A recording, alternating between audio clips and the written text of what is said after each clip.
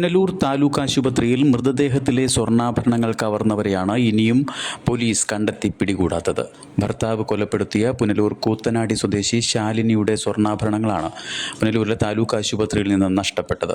ഒരു ജോഡി കൊലുസ്, കമ്മൽ, 2 മോതിരം, ഒരു വള എന്നിങ്ങനെ ഏകദേശം 20 ഗ്രാം സ്വർണ്ണാഭരണങ്ങളാണ് മോഷ്ടിക്കപ്പെട്ടത്. ശാലിനിയുടെ മൃതദേഹം മോർച്ചറിയിലേക്ക് മാറ്റുന്നതിന് മുമ്പായി അത്യാഹിത വിഭാഗത്തിലെ ജീവനക്കാരിയാണ് മൃതദേഹത്തിൽ നിന്ന് ആഭരണങ്ങൾ നീക്കം ചെയ്തത്. തുടർന്ന് ആഭരണങ്ങൾ പൊതിഞ്ഞ് പ്ലാസ്റ്റർ ഒട്ടിച്ച് അത്യാഹിത വിഭാഗത്തിൽ അലമാരയിൽ സൂക്ഷിക്കുകയായിരുന്നു എന്നാണ് ജീവനക്കാരി നൽകിയ മൊഴി. പിന്നീട് പരിശോധിച്ചപ്പോഴാണ് ആഭരണങ്ങൾ നഷ്ടപ്പെട്ടതായി മനസ്സിലായതെന്നാണ് ജീവനക്കാർ പറയുന്നത്.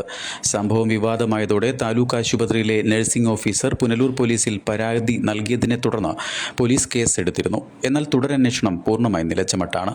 താലൂക്ക് ആശുപത്രിയിൽ CCTV ദൃശ്യങ്ങൾ ഉൾപ്പെടെ പരിശോധിക്കാമെന്നിരിക്കെ സംശയകരമായ ആരെയും ചോദ്യം ചെയ്യാൻ പോലും പോലീസ് ഇനിയും തയ്യാറായിട്ടില്ല. മൃതദേഹത്തിൽ നിന്നുള്ള ലക്ഷങ്ങൾ വില വരുന്ന സ്വർണം ആശുപത്രിക്കുള്ളിൽ നിന്ന് ആര് മോഷ്ടിച്ചു എന്ന് കണ്ടെത്താൻ താലൂക്ക് ആശുപത്രി അധികൃതരും ശ്രമങ്ങൾ നടത്തുന്നില്ല എന്ന ആക്ഷേപം ശക്തമാണ്. കൊല്ലപ്പെട്ട ശാലിനിയുടെ ബന്ധുക്കൾ നിരവധി തവണ പുനലൂർ പോലീസിനെ സമീപിച്ചിട്ടും പോലീസ് തുടരന്വേഷണം നടത്താൻ തയ്യാറാകുന്നില്ല.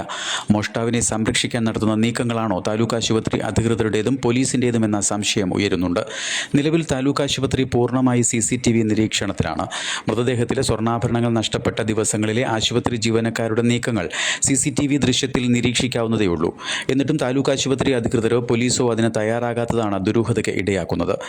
മുൻപും ഇത്തരത്തിൽ മൃതദേഹങ്ങളിൽ നിന്ന് സ്വർണ്ണാഭരണങ്ങൾ ഉൾപ്പെടെ വിലപിടിപ്പുള്ള വസ്തുക്കൾ നഷ്ടപ്പെട്ടിട്ടുണ്ടോ എന്നും അന്വേഷണം നടത്തേണ്ടതുണ്ട്.